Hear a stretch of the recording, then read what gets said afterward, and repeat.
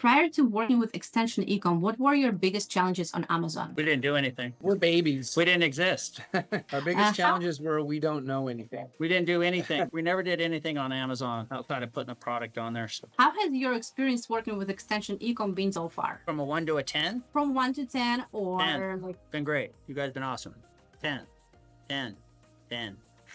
what do you look for when partnering with an agency? Communication, like you guys have been doing, Yeah, just education, communication, and direction. Patience, Yeah, cooperation. Yeah, all the things you're doing. Yeah, it's been great. You're going to like us as soon as we have a chance to catch up with the things you're recommending. I think you're going to enjoy working with us because I think you're going to help us do a lot of great things. How would you describe communication between yourself and Extension eCom? How has it been? Yes, 10.